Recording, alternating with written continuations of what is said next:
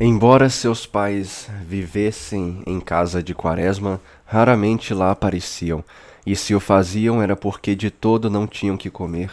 Levavam o descuido da vida à imprevidência a ponto de não terem medo do recrutamento.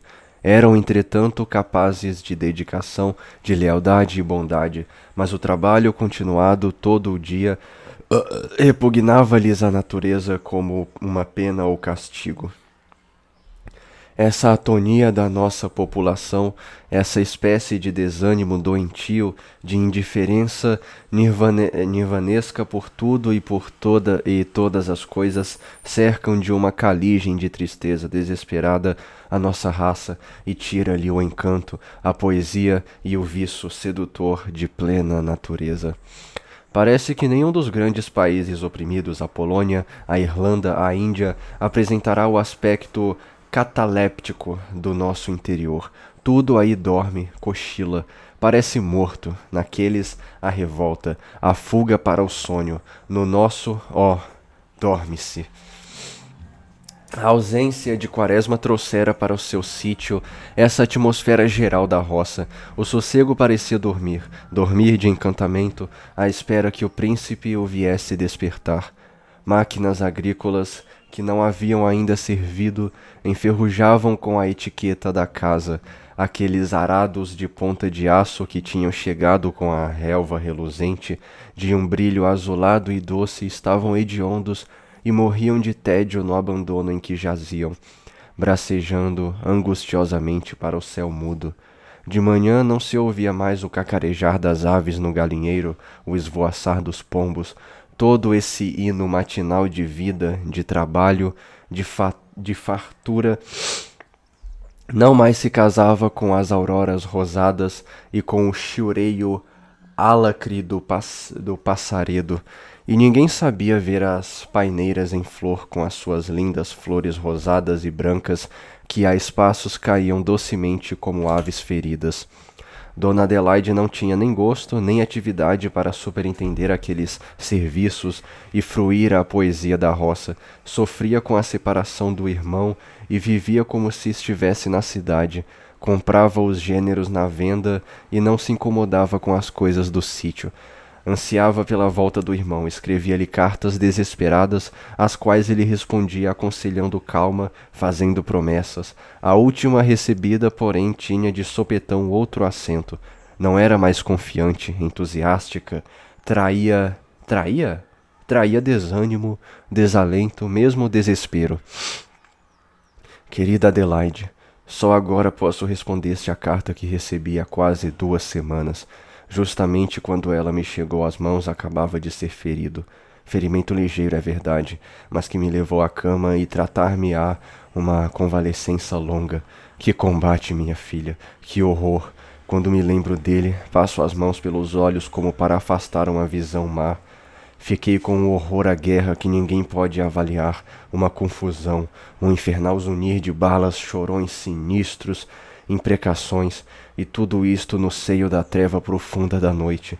Houve momentos em que se abandonaram as armas de fogo, batiam-nos a baioneta, a coronhadas, a machado, a facão. Filha, um combate de trogloditas, uma coisa pré-histórica. Eu duvido da justiça de tudo isso. Disso tudo. Duvido da sua razão de ser, duvido que seja certo e necessário ir tirar do fundo de nós todos a ferocidade adormecida, aquela ferocidade que se fez e se depositou em nós nos milênios, nos milenários combates com as feras, quando disputávamos a terra a elas. Eu não vi homens de hoje, vi homens de Cro-Magnon, de Neandertal, armados com machados de sílex, sem piedade, sem amor, sem sonhos generosos, a matar, sempre a matar. Este teu irmão que estás vendo também fez das suas, também foi descobrir dentro de si muita brutalidade, muita ferocidade, muita crueldade. Eu matei minha irmã, eu matei, e não contente de matar, ainda descarreguei um tiro quando o inimigo arquejava a meus pés. Perdoa-me, eu te peço perdão, porque preciso de perdão e não sei a quem pedir. A que Deus, a que homem, a alguém, enfim. Não imaginas como isto faz-me sofrer. Quando caía embaixo de uma carreta, o que doía não era a ferida, era a alma, era a consciência. E Ricardo, que foi ferido e caiu ao meu lado a gemer e pedir: Capitão, meu gorro, meu gorro. Parecia que era o meu próprio pensamento que ironizava o meu destino. Esta vida é absurda e ilógica. Eu já tenho medo de viver, Adelaide. Tenho medo porque não sabemos para onde vamos, o que faremos amanhã, de que maneira haveremos de nos contradizer de sol para sol. O melhor é não agir, Adelaide, e desde que o meu dever me livre destes encargos, irei viver na quietude mais absoluta possível, para que do fundo de mim mesmo ou do mistério das coisas não provoque a minha ação o aparecimento de energias estranhas à minha vontade, que mais me façam sofrer e tirem o doce sabor de viver. Além do que, penso que todo este meu sacrifício tem sido inútil.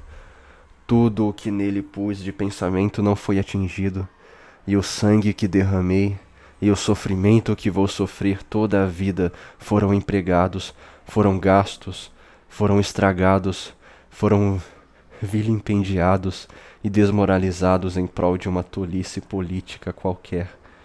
Ninguém compreende o que quero, ninguém deseja penetrar e sentir. Passo por doido, tolo, maníaco, e a vida se vai fazendo inexoravelmente com a sua brutalidade e fealdade. Como Quaresma dizia na carta, o seu ferimento não era grave, era, porém, delicado e exigia tempo para uma cura completa e sem perigos. Ricardo, este fora ferido mais gravemente, e se o sofrimento de Quaresma era profundamente moral, o de coração dos outros era físico e não se cansava de gemer e imprecar contra a sorte que o arrastara até a posição de combatente. Os hospitais em que se tratavam estavam separados pela baía, agora intransponível, exigindo a viagem de uma margem à outra, bem 12 horas por estrada de ferro. Tanto na ida como na volta, ferido como estava, Quaresma passara pela estação em que morava. O trem, porém, não parava, e ele se limitou a deitar pela portinhola um longo e saudoso olhar para aquele seu sossego de terras pobres e árvores velhas, onde sonhara repousar calmamente por toda a vida, e entretanto o lançara na mais terrível das aventuras. E ele perguntava de si para si onde, na terra, estava o verdadeiro sossego, onde se poderia encontrar esse repouso de alma e corpo, pelo qual tanto ansiava, depois dos sacolejamentos por que vinha passando. Onde? E o mapa dos continentes, as cartas dos países, as plantas das cidades, passavam-lhe pelos olhos e não viu, não encontrou um país, uma província, uma cidade, uma rua onde o houvesse. A sua sensação era de fadiga, não física, mas moral e intelectual. Tinha vontade de não mais pensar, de não mais amar. Queria, contudo, viver, por prazer físico, pela sensação material pura e simples de viver. Assim convalesceu longamente, demoradamente, melancolicamente, sem uma visita, sem ver uma face amiga. Coleone e família se haviam retirado para fora. O general, por preguiça e desleixo, não viera vê-lo. Vivia só, envolvido na sua suavidade da convalescença, a pensar no destino, na sua vida, nas ideias e, mais que tudo, nas suas desilusões. Entretanto, a revolta na Bahia chegava ao fim. Toda a gente já pressentia isso e queria esse alívio. O almirante e Albernaz, ambos pelos mesmos motivos, observavam esse fim com tristeza. O primeiro via fugir o seu sonho de comandar uma esquadra e a consequente volta para o quadro, e o general sentia perder a sua comissão, cujos rendimentos faziam de forma tão notável melhorar a situação da família. Naquela manhã, bem cedo, Dona Maricota acordara o marido. — Chico, levanta-te! Olha que tens que ir à missa do senador Clarimundo. Ouvindo a recomendação da mulher, Albernaz ergueu-se logo do leito. Era preciso não faltar. A sua presença se impunha e significava muito. Clarimundo fora um republicano histórico, agitador, tribuno temido no tempo do Império. Após a República, porém, não apresentara aos seus pares do Senado nada de útil e benfazejo. Embora assim a sua influência ficara sendo grande, e com diversos outros era chamado Patriarca da República. Há no próceres Há nos próceres republicanos uma necessidade extraordinária de serem gloriosos e não esquecidos pelo futuro, a que eles se recomendam com teimoso interesse. Clarimundo era um desses próceres, e durante a comoção não se sabia bem por que o seu prestígio cresceu e já se falava nele para substituir o marechal. Albernaz conhecera-o vagamente, mas assistir à sua missa era quase uma afirmação política. A dor da morte da filha já se esvaíra muito na sua memória. O que o fazia sofrer era aquela semivida da moça mergulhada na loucura e na moléstia. A morte tem a virtude de ser brusca, de chocar, mas não corroer, como essas moléstias duradouras nas pessoas amadas. Passado que é o choque, vai ficando em nós uma suave recordação do ente querido, uma boa fisionomia sempre presente aos nossos olhos. Dava-se isso com Albernaz, e a sua satisfação de viver e a sua jovialidade natural foram voltando insensivelmente. Obediente à mulher, preparou-se, vestiu-se e saiu. Conquanto se estivesse ainda em plena revolta, esses ofícios fúnebres se faziam nas igrejas do centro da cidade. O general chegou a tempo e à hora. Havia uniformes e cartolas, e todos se comprimiam para assinar as listas de presença. Não tanto que quisessem atestar à família do morto esse ato delicado, dominava-os, além disso, a esperança de ter os nomes nos jornais. Albernaz não deixou de atirar-se também a uma das listas que andavam pelas mesas da sacristia, e quando ia assinar alguém lhe falou, era o almirante. A missa ia começar, mas ambos evitaram entrar na nave cheia e ficaram a um vão da janela na sacristia conversando. Então acaba breve, hein? Dizem que a esquadra já saiu de Pernambuco. Fora Caldas quem falara primeiro, e a resposta do general fê-lo sorrir irônico, dizendo: enfim, a Bahia está cercada de canhões, continuou o general após uma pausa, e o marechal vai intimá-los a renderem-se. Já era tempo, fez Caldas. Comigo a coisa já estava acabada. Levar quase 7 meses para dar cabos de uns calhambeques. Você exagera, Caldas. A coisa não era tão fácil assim. E o mar? Que fez a esquadra tanto tempo no Recife, você não me dirá? Ah, se fossem com este seu criado, tinha logo partido e atacado.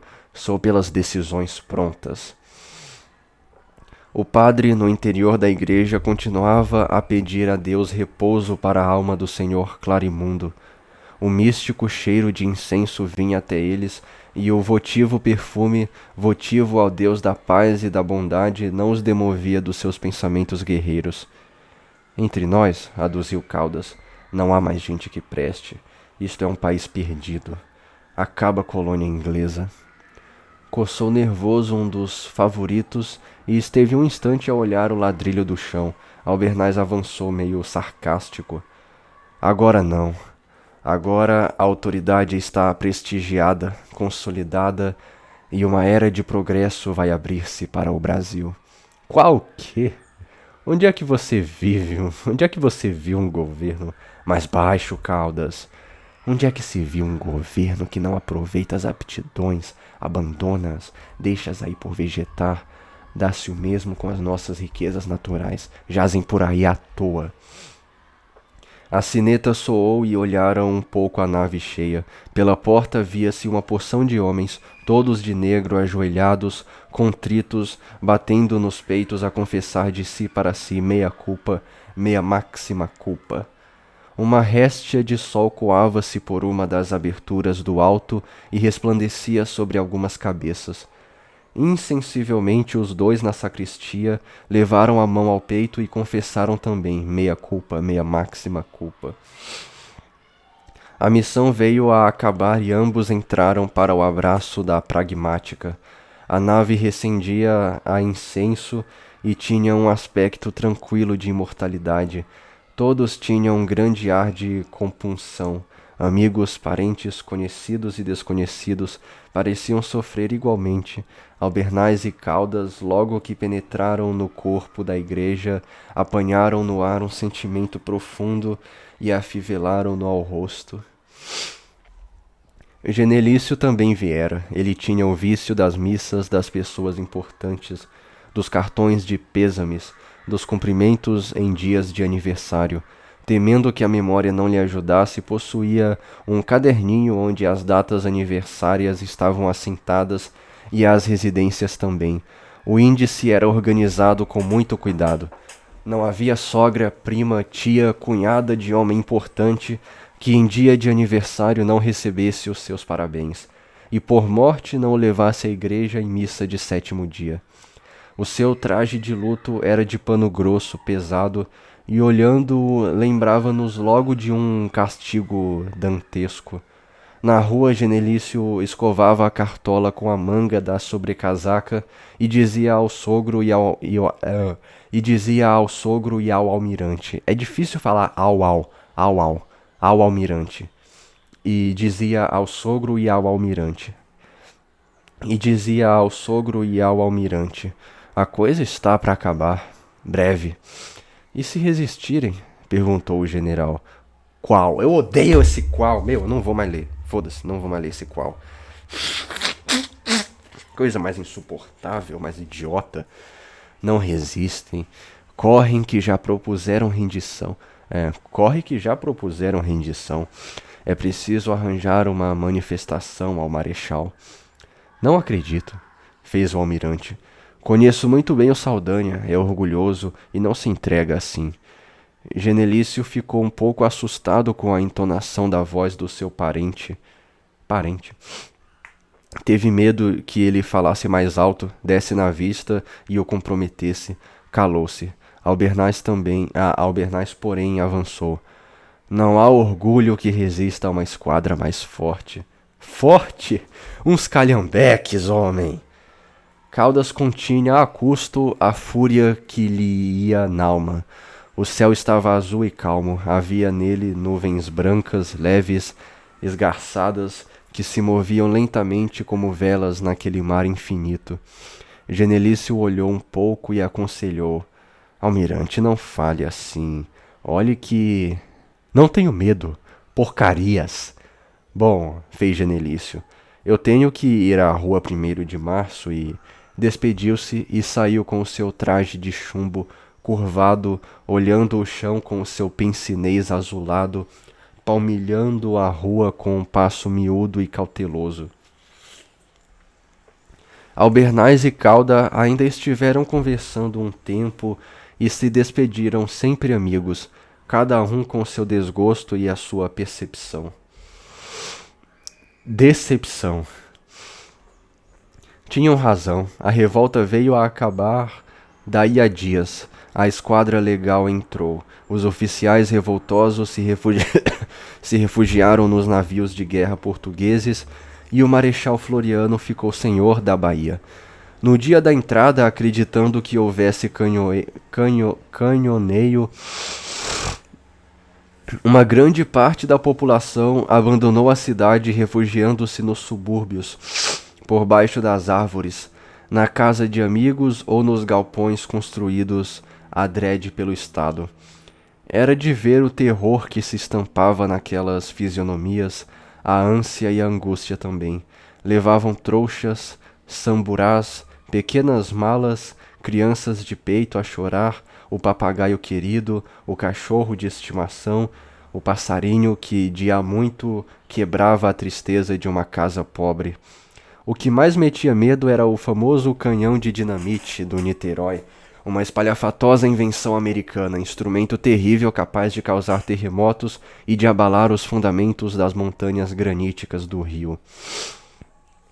As crianças e as mulheres, mesmo fora do alcance de seu poder, temiam ouvir o seu estrondo. Entretanto, esse fantasma Yankee, esse pesadelo, essa quase força da natureza, foi morrer abandonado num cais, desprezado e inofensivo. No fim do levante foi um alívio, a coisa já estava ficando monótona e o marechal ganhou feições sobre-humanas com a vitória. Quaresma teve alta por esse tempo, e uma ala de seu batalhão foi destacada por guarnecer a Ilha das Enxadas. Inocêncio Bustamante continuava a superintender o corpo com muito zelo do interior do seu gabinete na estalagem condenada que lhe servia de quartel. A escritura estava em dia e era feita com a melhor letra. Policarpo aceitou com repugnância o papel de carcereiro, pois na Ilha das Enxadas estavam depositados os marinheiros prisioneiros. Os seus tormentos d'alma mais cresceram com o exercício de tal função. Quase os não olhava, tinha vexame, piedade, e parecia-lhe que dentre eles um conhecia o segredo de sua consciência. De resto, todo o sistema de ideias que o fizera meter-se na guerra civil se tinha desmoronado. Não encontrara o Sully e muito menos o Henrique IV. Sentia também que o seu pensamento motriz não residia em nenhuma das pessoas que encontrara. Todos tinham vindo ou com pueris pensamentos políticos ou por interesse, nada de superior os animava. Mesmo entre os moços, que eram muitos, se não havia baixo interesse, existia uma adoração fetíchica pela forma republicana, um exagero das virtudes dela, um pendor para o despotismo que os seus estudos e meditações não podiam achar justo. Era grande a sua desilusão. Os prisioneiros se amontoavam nas antigas salas de aulas e os alojamentos dos aspirantes. Havia simples marinheiros, havia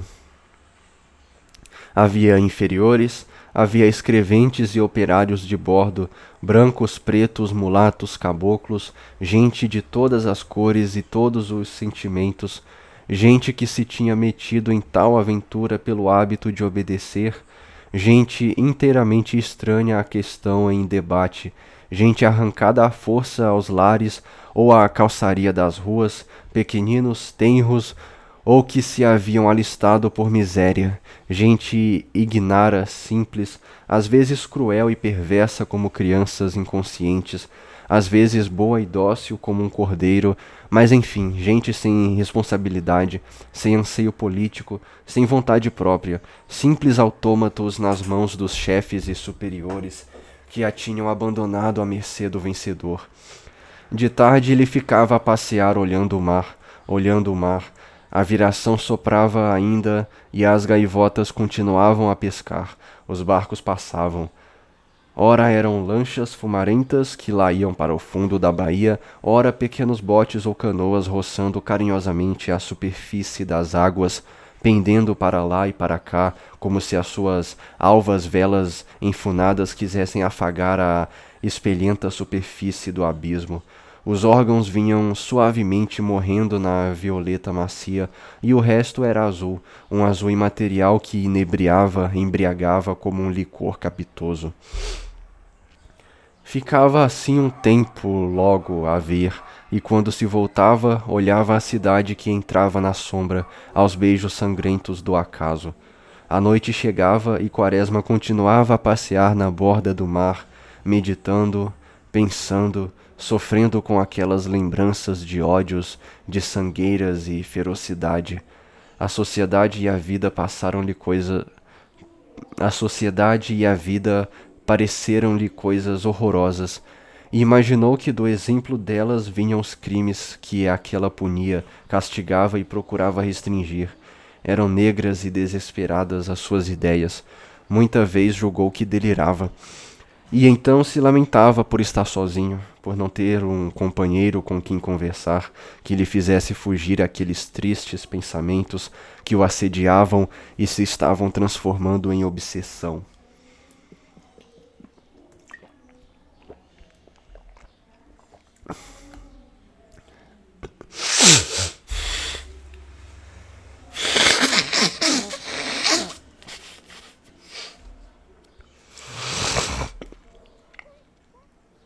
Ricardo estava de guarnição na Ilha das Cobras, e mesmo que ali estivesse, os rigores da disciplina não lhe permitiriam uma conversa mais amigável. Tinha a noite inteiramente, e o silêncio e a treva envolviam tudo. Quaresma ainda ficava horas ao ar livre a pensar, olhando o fundo da baía onde quase não havia luzes que interrompessem a continuidade do negror noturno. Fixava bem os olhos para lá, como se os quisesse habituar a penetrar nas coisas indecifráveis e adivinhar dentro da sombra negra a forma das montanhas, o recorte das ilhas que a noite tinha feito desaparecer. Fatigado, ia dormir. Nem sempre dormia bem, tinha insônia, e se queria ler, a atenção recusava fixar-se e o pensamento vagabundava muito longe do livro. Certa noite em que ia dormindo melhor, o inferior veio acordá-lo pela madrugada. Senhor Major, está aí o homem do Itamaraty. Que homem? O oficial que vem buscar a turma do Boqueirão. Sem atinar bem do que se tratava, levantou-se e foi ao encontro do visitante. O homem já estava no interior de um dos alojamentos.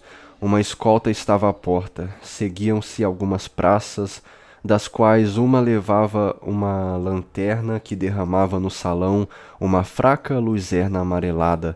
A vasta sala estava cheia de corpos deitados, seminus, e havia todo o íris das cores humanas. Uns roncavam, outros dormiam somente, e quando Quaresma entrou, houve alguém que em sonho gemeu. Aí! Cumprimentaram-se. Quaresma e o emissário do Itamaraty e nada disseram. Ambos tiveram medo de falar. O oficial despertou um dos prisioneiros e disse para as praças: levem este. Seguiu adiante e despertou outro. Onde você esteve? Eu, respondeu o marinheiro, no Guanabara. Ah, patife, acudiu o homem do Itamaraty. Este também, levem. Os soldados condutores iam até a porta, deixavam o prisioneiro e voltavam. O oficial passou por uma porção deles e não fez reparo. Adiante deu com um rapaz claro, franzino, que não dormia. Gritou então: levante-se! O rapaz ergueu-se tremendo. Onde esteve você? Perguntou. Eu era enfermeiro, retrucou o rapaz. Que enfermeiro? Que enfermeiro? Fez o emissário. Levem este também. Mas, seu tenente, deixe-me escrever a minha mãe, pediu o rapaz, quase chorando. Que mãe? Respondeu o homem do Itamaraty. Siga, vá! E assim foi uma dúzia, escolhida a esmo, ao acaso, cercada pela escolta, a embarcar num batelão que uma lancha logo rebocou para fora das águas da ilha. Quaresma não atinou de pronto com o sentido da cena, e foi após o afastamento da lancha que ele encontrou uma explicação. Não deixou de pensar então por que força misteriosa, por que a injunção irônica ele se tinha misturado em tão tenebrosos acontecimentos, assistindo ao sinistro alicerçar do regime. A embarcação não ia longe. O mar gemia demoradamente de encontro às pedras do cais. A esteira da embarcação estrelejava fosforescente no alto, num céu negro e profundo, as estrelas brilhavam serenamente. A lancha desapareceu nas trevas do fundo da baía. Para onde ia? Para o Boqueirão? A afilhada. 5. A afilhada. Como lhe parecia ilógico com ele mesmo estar ali metido naquele estreito calabouço, pois ele, o Quaresma plácido, o Quaresma de tão profundos pensamentos patrióticos, merecia aquele triste fim? Ah, triste fim! Triste fim, entendi a referência. De que maneira sorrateira o destino o arrastar até ali sem que ele pudesse pressentir o seu extravagante propósito, tão aparentemente sem relação com o resto da sua vida? Teria sido ele, com seus atos passados, com as suas ações encadeadas no tempo, que fizera com que aquele velho Deus docilmente o trouxesse até a execução de tal desígnio? Ou teriam sido os fatos externos que venceram a ele, Quaresma, e fizeram-no escravo da sentença da onipotente divindade?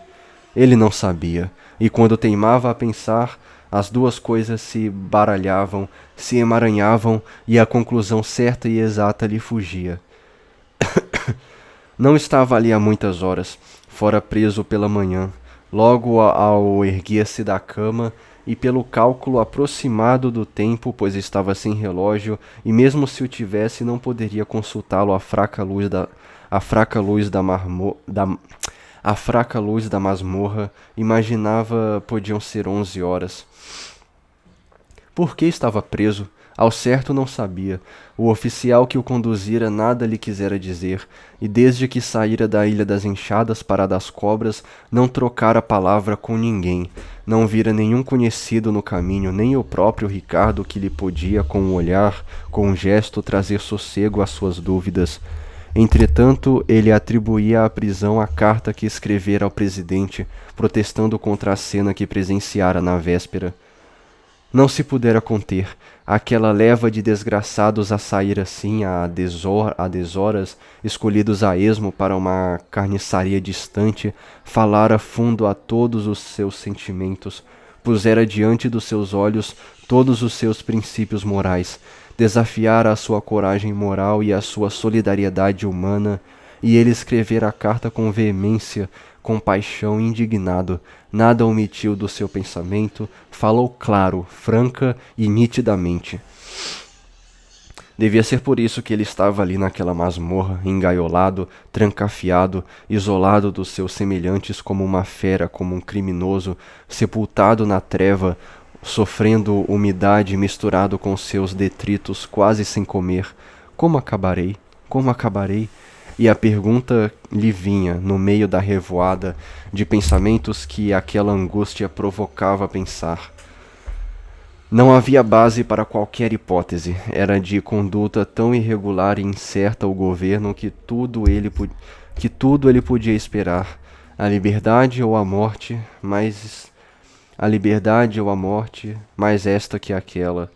O tempo estava de morte, de carnificina. Todos tinham sede de matar para afirmar mais a vitória e senti-la bem na consciência coisa sua, própria e altamente honrosa. Iria morrer? Quem sabe se naquela noite mesmo? Quem sabe se naquela noite mesmo? E que tinha ele feito de sua vida? Nada. Levara toda ela atrás da miragem de estudar a pátria por amá-la e querê-la muito, no intuito de contribuir para a sua felicidade e prosperidade.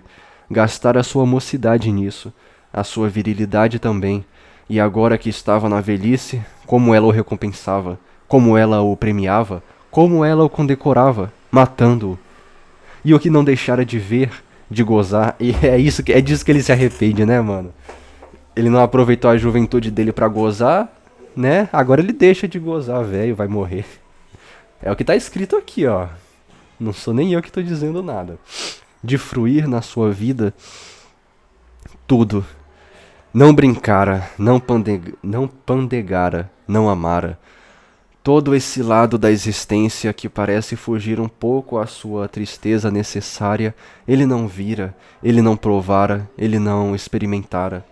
Desde 18 anos que o tal patriotismo lhe absorvia e por ele fizera a tolice de estudar inutilidades. Que lhe importavam os rios? Eram grandes? Pois que fossem. Em que lhe contribuía para a felicidade saber o nome dos heróis do Brasil? Em nada. O importante é que ele tivesse sido feliz. Foi? Não. Lembrou-se das suas coisas de tupi, do folclore, das suas tentativas agrícolas. Restava disso tudo em sua alma uma satisfação? Nenhuma.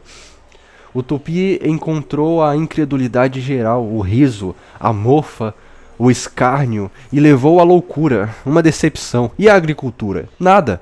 As terras não eram ferazes e ela não era fácil, como diziam os livros.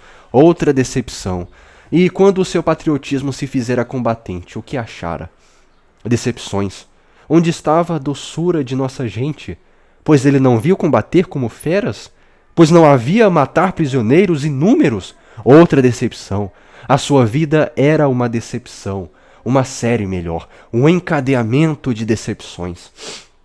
A pátria que quisera ter era um mito, era um fantasma criado por ele no silêncio do seu gabinete. Nem a faísca, nem a física, nem a moral, nem a intelectual, nem a política que julgava existir havia. A que existia de fato era a do tenente Antônio, a do doutor Campos, a do homem do Itamaraty, e, bem pensando, mesmo na sua pureza, o que vinha a ser a pátria. Não teria levado toda a sua vida norteado por uma ilusão, por uma ideia a menos sem base e sem apoio, por um deus ou uma deusa cujo império se esvaía? Não sabia que essa ideia nascera da amplificação da crendice dos povos greco-romanos de que os ancestrais mortos continuariam a viver como sombras e era preciso alimentá-las para que eles não perseguissem os descendentes? Lembrou-se do seu Fusteu de Coulanges, lembrou-se de que essa noção nada é para Manenanã, para tantas pessoas. Pareceu-lhe que essa ideia como que fora explorada pelos conquistadores por instantes, sabedores das nossas subserviências psicológicas, no intuito de servir às suas próprias ambições.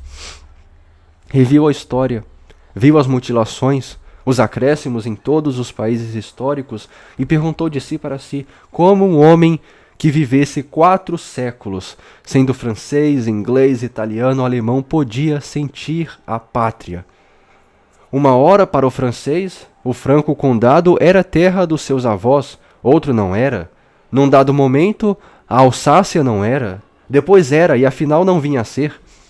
Nós mesmos não tivemos a Ciplastina e não a perdemos, e porventura sentimos que haja lá manes dos nossos avós, e por isso sofremos qualquer mágoa. Certamente era uma noção sem consistência racional e precisava ser revista.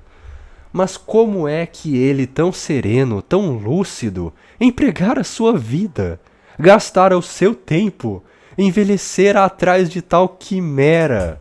Como é que não viu nitidamente a realidade, não a pressentiu logo e se deixou enganar por um falaz ídolo, absorver-se nele, dar-lhe um holocausto toda a sua existência? Foi o seu isolamento, o seu esquecimento de si mesmo, e assim é que ia para a cova, sem deixar traço seu, sem um filho, sem um amor, sem um beijo mais quente, sem nenhum mesmo, e sem querer uma asneira. Não deixava que afirmasse a sua passagem e a terra não lhe dera nada de saboroso. Contudo, quem sabe se os outros que lhe seguissem as pegadas não seriam mais felizes? E logo respondeu a si mesmo, mas como? Se não se fizera comunicar, se nada dissera e não prendera o seu sonho, dando-lhe corpo e substância. E esse segmento adiantaria alguma coisa? E essa continuidade traria enfim para a Terra alguma felicidade? Há quantos anos vidas mais valiosas que a dele se vinham oferecendo, sacrificando, e as coisas ficaram na mesma. A Terra na mesma miséria, na mesma opressão, na mesma tristeza. E ele se lembrava que há bem 100 anos, ali, naquele mesmo lugar onde estava, talvez naquela mesma prisão, homens generosos e ilustres estiveram presos por quererem melhorar o estado de coisas de seu tempo. Talvez só tivessem pensado, mas sofreram pelo seu pensamento. Tinha havido vantagem? As condições gerais tinham melhorado? Aparentemente sim, mas bem examinado não. Aqueles homens, acusados de crime tão nefando em face da legislação da época, tinham levado 2 anos a ser julgados. E ele, que não tinha crime algum, nem era ouvido, nem era julgado, seria simplesmente executado.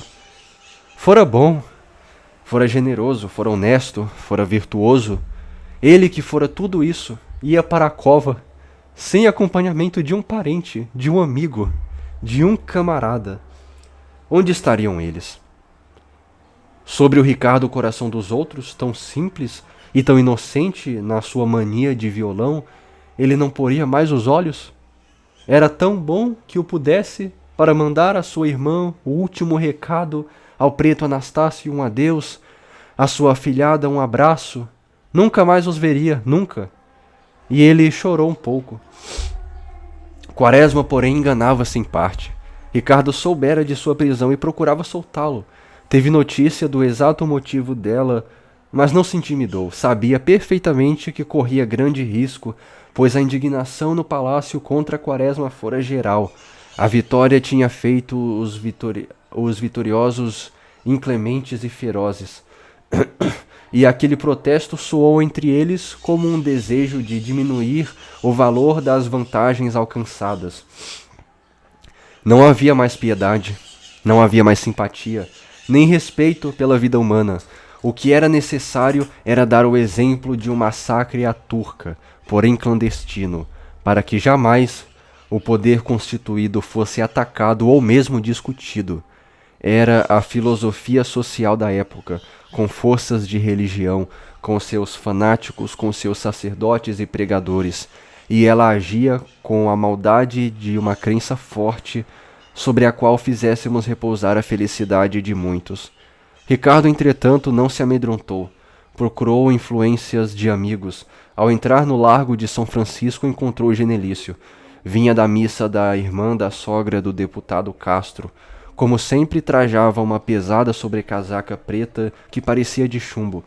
Já estava subdiretor e o seu trabalho era agora imaginar meios e modos de ser diretor. A coisa era difícil, mas trabalhava num livro, Os Tribunais de Contas nos Países Asiáticos, o qual, demonstrando uma erudição superior, talvez lhe levasse ao alto lugar cobiçado. Vendo-o, Ricardo não se deteve, correu-lhe ao encalço e falou-lhe: Doutor, Vossa Excelência dá licença que lhe dê uma palavra? Genelício perfilou-se todo e, como tivesse péssima memória das fisionomias humildes, perguntou com solenidade e arrogância: Que deseja, camarada? Coração dos Outros estava com a sua farda do Cruzeiro do Sul e não ficava bem a Genelício dar-se como conhecido de soldado.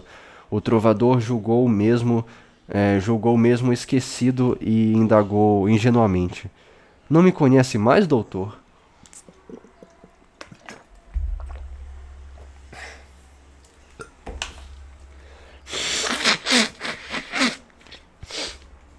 Genelício fechou um pouco os olhos por detrás do pince-nez azulado e disse secamente: Não. Eu, fez com humildade Ricardo, sou Ricardo Coração dos Outros, que cantou no seu casamento. Genelício não sorriu, não deu mostras de alegria e limitou-se: Ah, é o senhor. Bem, o que deseja? O senhor não sabe que o Major Quaresma está preso? Quem é? Aquele que foi vizinho do seu sogro. Aquele maluco? Ah, e daí? Eu queria que o senhor se interessasse. Não me meto nessas coisas, meu amigo. O governo tem sempre razão. Passe bem. E Genelício seguiu com seu passo cauteloso de quem poupa as solas das botas, enquanto Ricardo ficava de pé a olhar o largo, a gente que passava, a estátua imóvel, as casas feias, a igreja. Tudo lhe pareceu hostil, mau ou indiferente. Aquelas caras de homens tinham cataduras de feras, e ele quis por um momento chorar de desespero por não poder salvar o amigo. Lembrou-se, porém, de Albernaz e correu a procurá-lo. Não era longe, mas o general não tinha chegado. Ao fim de 1 hora, o general chegou e, dando com Ricardo, perguntou: Que há? O trovador, bastante emocionado, explicou-lhe com voz dorida todo o fato.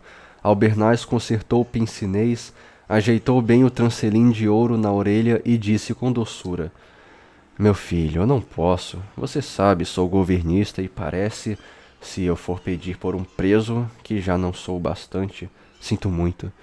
Mas que se há de fazer? Paciência. E entrou para o seu gabinete prazenteiro, muito seguro de si, dentro do seu plácido uniforme de general.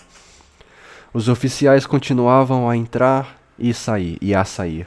As campainhas soavam, os contínuos iam e vinham, e Ricardo procurava entre todas aquelas fisionomias uma que lhe pudesse valer. Não havia, e ele desesperava. Mas quem havia de ser? Quem? Lembrou-se o comandante e foi ter com o coronel Bustamante, na velha estalagem que servia de quartel ao garboso Cruzeiro do Sul. O batalhão ainda continuava em pé de guerra, embora terminada a revolta no porto do Rio de Janeiro, era preciso mandar forças para o sul, de forma que os batalhões não tinham sido dissolvidos e um dos apontados para partir era o Cruzeiro.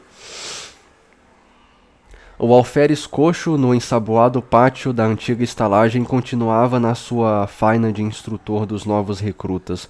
Ombro! Armas! Meia volta! Vou ver!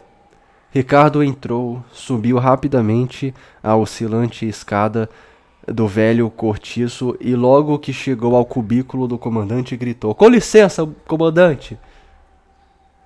Bustamante andava de mau humor. Aquele negócio de partir para o Paraná não lhe agradava. Como é que havia de superintender a escrita do batalhão no fervor das batalhas, nas desordens das marchas e contramarchas? Isso era uma tolice do comandante marchar. O chefe devia ficar resguardo para providenciar e dirigir a escrituração.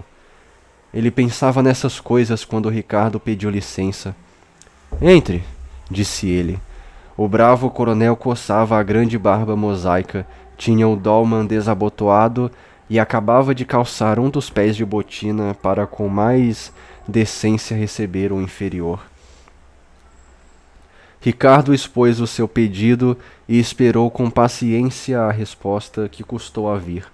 Por fim, Inocêncio disse, sacudindo a cabeça e olhando o inferior, cheio de severidade: "Vai-te embora, senão mando de prender, já!" E apontou com o dedo a porta da saída num gesto marcial e enérgico. O cabo não se demorou mais. No pátio, o instrutor coxo, veterano do Paraguai, continuava com solenidade a encher a arruinada estalagem com as suas vozes de comando. "Ombro! Armas! Meia volta, agora teve o volver, hein? Não teve o volver antes. Agora teve. Ricardo veio andando triste e desalentado. O mundo lhe parecia vazio de afeto e de amor. Ele que sempre decantara nas suas modinhas a dedicação, o amor, as simpatias, via agora que tais sentimentos não existiam. Tinha marchado atrás de coisas fora da realidade, de quimeras. Olhou o céu alto, estava tranquilo e calmo. Olhou as árvores. As primeiras cresciam com orgulho e titanicamente pretendiam atingir o céu. Olhou as casas, as igrejas, os palácios e lembrou-se das guerras, do sangue, das dores que tudo aquilo custara. E era assim que se fazia a vida, a história e o heroísmo, com violência sobre os outros, com opressões e sofrimentos. Logo, porém, recordou que era preciso salvar o amigo e que era necessário dar mais uns passos. Quem poderia? Consultou sua memória, viu um, viu outro, e por fim lembrou-se da afilhada de Quaresma e foi procurá-la na Real Grandeza. Chegou, narrou-lhe o fato e as suas sinistras apreensões. Ela estava só, pois o marido cada vez mais trabalhava para aproveitar os despojos da vitória.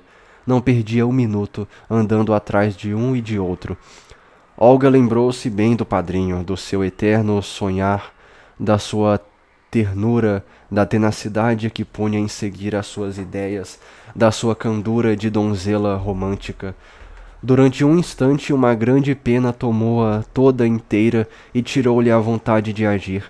Pareceu-lhe que era bastante a sua piedade e ela ia de algum modo dar lenitivo ao sofrimento do padrinho, mas bem cedo o viu ensanguentado. Ele tão generoso, ele tão bom, e pensou em salvá-lo. Mas que fazer, meu caro senhor Ricardo, que fazer? Eu não conheço ninguém, eu não tenho relações, minhas amigas, a Alice, a mulher do doutor Brandão, está fora, a Cacilda, a filha do Castrioto, não pode, não sei, meu Deus. E acentuou estas últimas palavras com grande e lacinante desespero. Os dois ficaram calados. A moça que estava sentada tomou a cabeça entre as mãos e as unhas longas e aperoladas engastaram-se nos seus cabelos negros. Ricardo estava de pé e aparvalhado. "Que hei de fazer, meu Deus?" repetiu ela. Pela primeira vez ela sentiu que a vida tinha coisas desesperadoras. Possuía a mais forte disposição de salvar seu padrinho. Faria sacrifício de tudo, mas era impossível, impossível. Não havia um meio, não havia um caminho. Ele tinha que ir para o posto de suplício, tinha que subir o seu calvário sem esperança de ressurreição. Talvez seu marido, disse Ricardo. Pensou um pouco, demorou-se mais no exame do caráter do esposo, mas em breve viu bem que o seu egoísmo, a sua ambição e sua ferocidade interesseira não permitiriam que ele desse o mínimo passo. Ricardo não sabia o que aconselhá-la e olhava sem pensamentos os móveis e a montanha negra e alta que se avistava da sala onde estavam. Queria encontrar um alvitre, um conselho, mas nada. A moça continuava a cravar os dedos nos seus cabelos negros e a olhar a mesa em que repousavam os seus cotovelos. O silêncio era augusto. Num dado momento, Ricardo teve uma grande alegria no olhar e disse: Se a senhora fosse lá.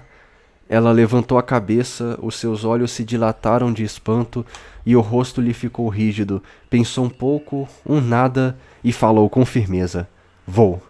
Ricardo ficou só e sentou-se. Olga foi vestir-se. Ele então pensou com admiração naquela moça que por simples amizade se dava a tão arriscado sacrifício, que tinha a alma tão ao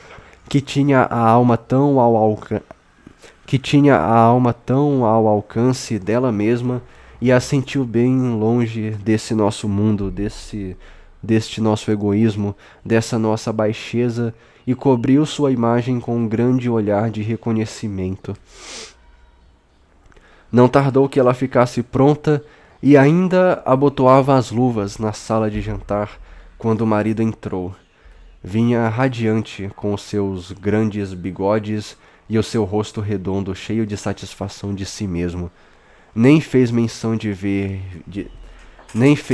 ter visto Ricardo e foi logo direto à mulher.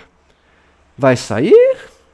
Ela, afogueada pela ânsia desesperada de salvar Quaresma, disse com certa vivacidade: Vou.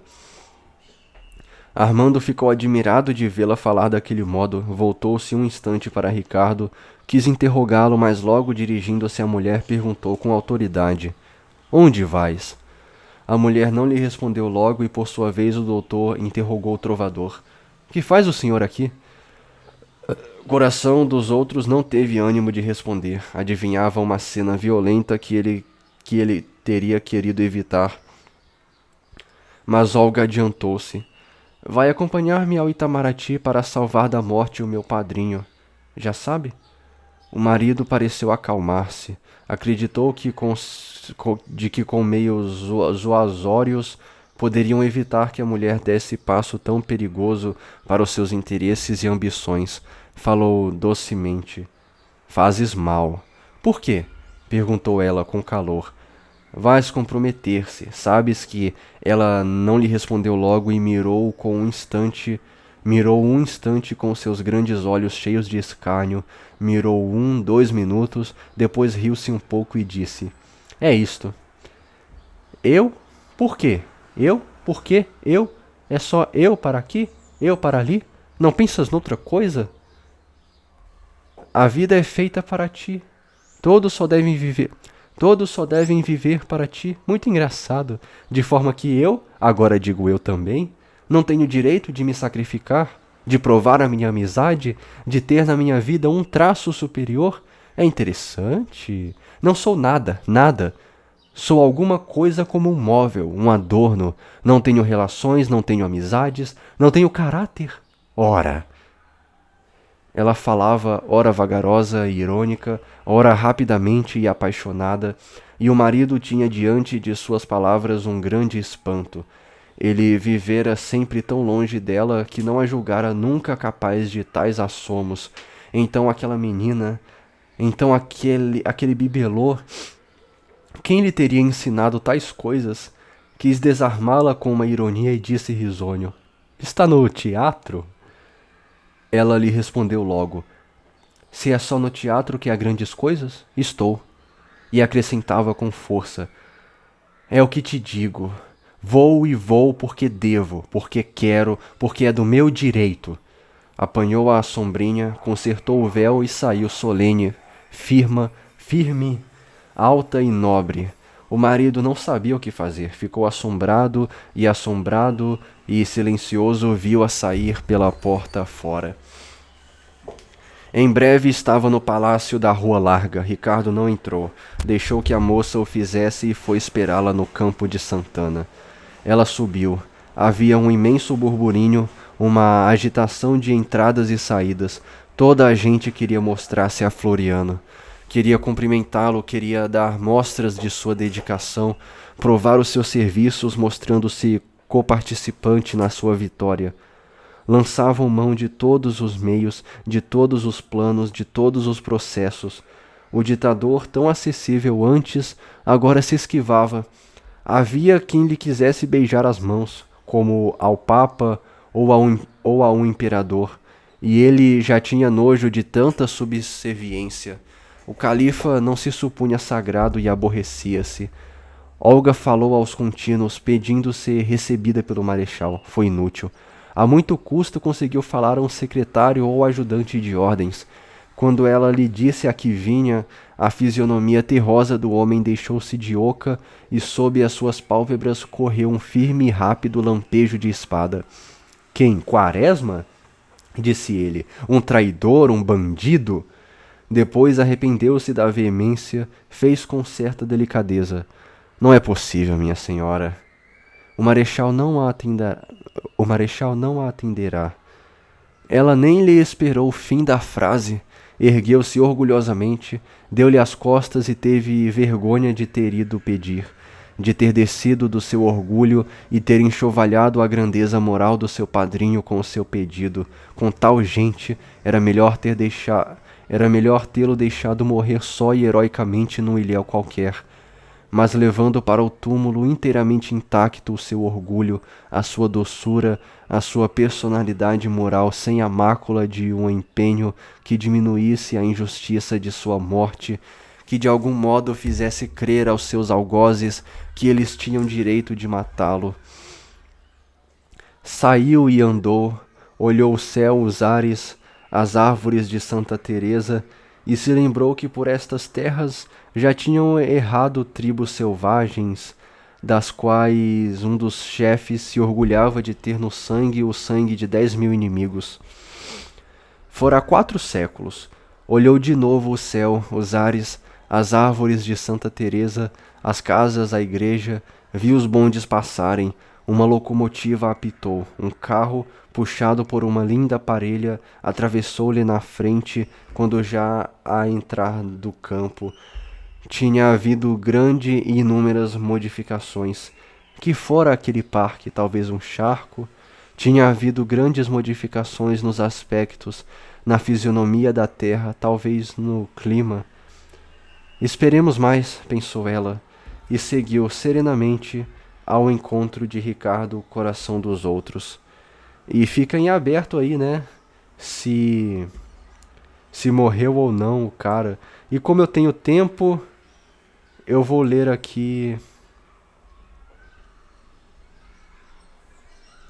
Eu vou ler aqui isso aqui.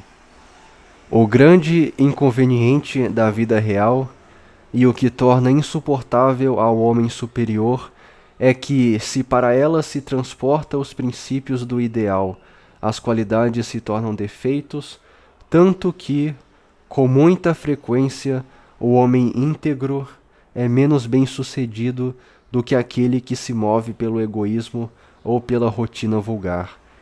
Ernest Renan, Marco Aurélio e o fim do mundo antigo. Isso aqui é uma referência, né? Que o nosso homem ali era íntegro, né? Vamos lá. 2 eventos marcados por extremos de nascimento e morte ocorreram no âmbito da literatura brasileira no ano de 1922.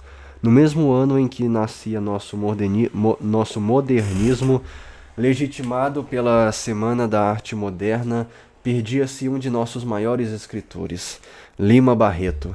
Mais um entre tantos outros talentos tocados pelos descompassos entre a criatividade e a loucura, a exemplo de Van Gogh e outros. Negro, descendente de escravos, alcoólatra, dado a crises de depressão que o levaram à internação por 2 vezes em um manicômio. Caramba, hein?